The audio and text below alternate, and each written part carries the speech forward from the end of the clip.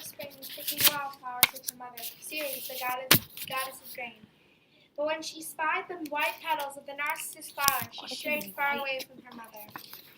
Just as Proserpina picked a beautiful narcissus, the earth began to shake, to rumble. Suddenly, the ground cracked open, splitting fern beds and ripping flowers and trees from their roots. Then out sprang the dark depths Pluto, the god of the underworld. Standing up in his black chariot, Pluto ferociously drove his stallions toward Proserpina. The young maiden screamed for her mother.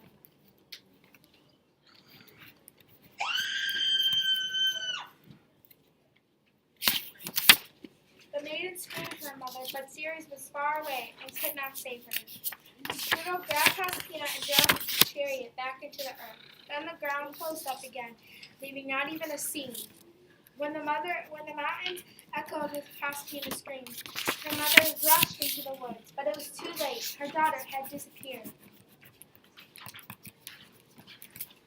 Besides herself with grief, Ceres began searching for her kidnapped daughter in every land for 9 days. The goddess did not rest, but carried 2 torches to the cold night, searching for Proserpina. On the 10th day, Hecate, goddess of the dark moon, came to Ceres, holding up a lantern. The shrouded goddess said, "I also heard your daughter's screams, but I didn't see her. Let us fly to Helios, the sun god, and ask him what had happened." Ceres and Hecate flew to Helios, the sun god.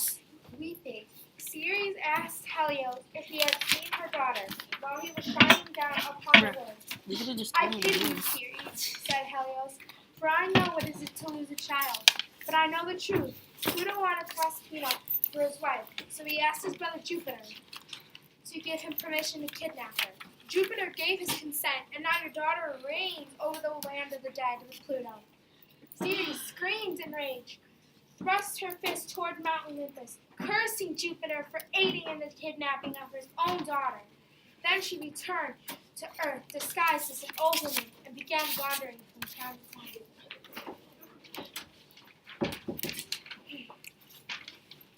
Ceres was in such deep mourning that everything on Earth stopped growing. It was terrible here. There was no food and people, and animals began to starve. Jupiter grew worried. If Ceres caused the people on Earth to die, there would be no more gifts and offerings for him. Finally, he sent gods from Mount Olympus to speak with her. The gods came to Ceres and offered her a gift and pleaded with her to make the earth fertile again. "I will never," she said, "not unless my daughter is returned to me safely." Jupiter had no choice but to bid his son, Mercury, the messenger of the god, to return Proserpina to her mother.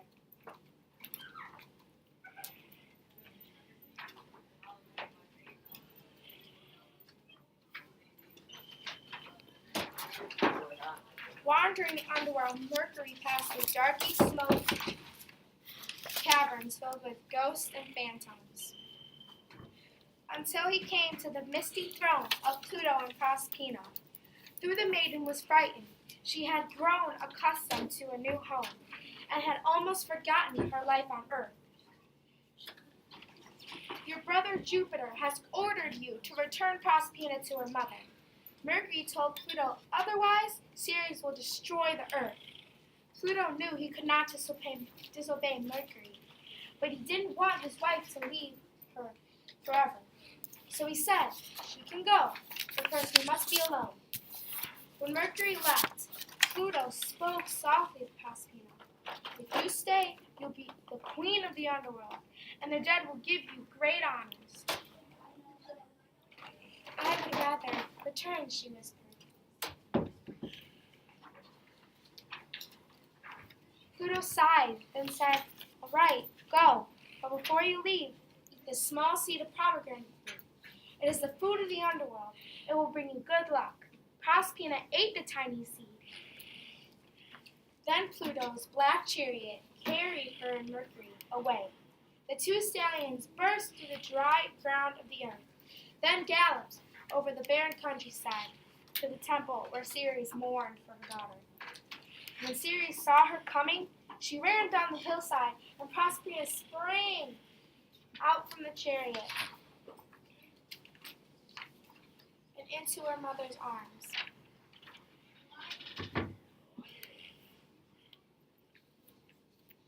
All day the two talked excitedly of what had happened during their separation.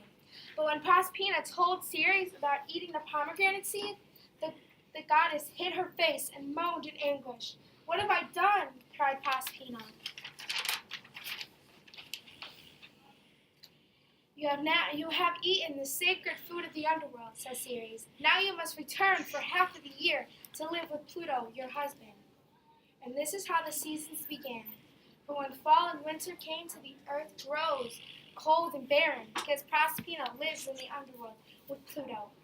Her mother mourns, but when her daughter comes back to her, Ceres, goddess of rain, turns the world. Spring and summer, the corn grows, and everything flowers again. The end.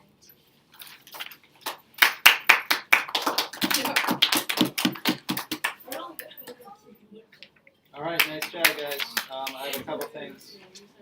You guys can gather yourself and get back to the hall. Who's next? Great Bear? Yeah.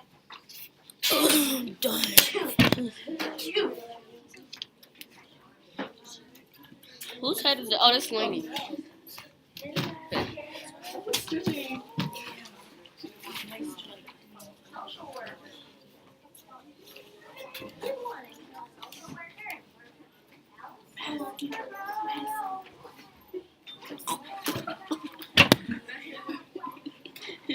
That hair though.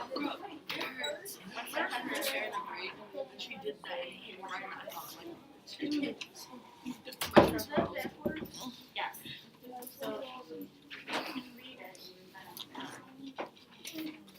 I would